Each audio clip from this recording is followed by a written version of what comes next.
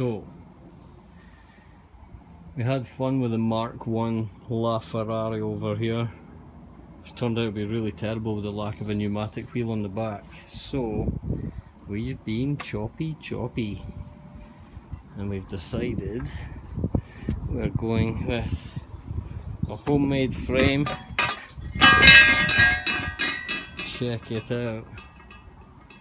Now we were going to use mini motor wheels. This is going to be a bigger, more off-road kind, but we're going to try out modding a scooter. I was going to just stick an engine on this, but barely any space and blah blah blah. We needed choppy. So we've hacked this and we're going to make it fit down here on the frame and hope everything goes to plan. And remember, this will be doing about 30 miles an hour, so it's going to be fun if it fails. Might put like a little skid plate on the front of the frame there, just where they two join, just in case that happens. Not that we're not going to go over the handlebars anyway, but who cares? Right, so front wheel. Now we just need to chop the back off the frame in here, fit it inside here, and just weld some supports over to it and have it hidden inside that shell. But yeah, this is it for just now. I'll wait to hopefully tack this front end into place and see if it looks like it's going to take it. I did have a bit of pole welded here originally, same stuff welded on, and the welds were solid, tough to grind through, good stuff. So let's get it on. This is going to be a two-person off-road, any size adult scooter. What a laugh. It looks like we're going to have to weld a sprocket onto the back wheel, but we'll take care of that when it's time. Let's do it. Are you ready for this? Check it out. We have the limousine of the laid-back scooter world, with enough room for a couple of people, an engine with a fuel tank, maybe a box for some ice creams that we could turn into a seat. Oh yeah. And the handlebars, we'll be flipping them around and then creating another extension up for more handlebars, because I'm not wanting them that low. But yeah, check the size of it. Check some welds, they're blasted in. You can see all the remainders of where the last welds were. Up here we just welded them straight on. We will get some supports from here cutting across just to give it that extra bit of strength, but I've already been on it. It's a bit bouncy, it's got a lot of spring, but pneumatic wheels, we'll be able to get sets of brakes on them, front and back. Don't know, we might change this up, might disconnect this and try and find suspension for a boy's little mountain bike, maybe bang the front wheel on if it fits. Might raise the scooter up at an angle, but who cares, it's for a laugh. Right, so that's me for today. I'm signing off.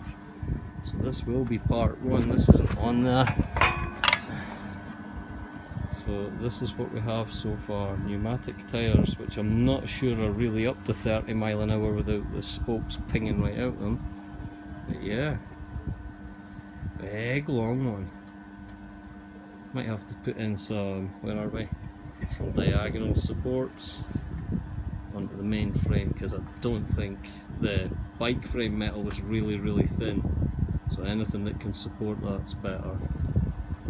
But yeah, not bad. That's where we're at. Need to turn the welder off.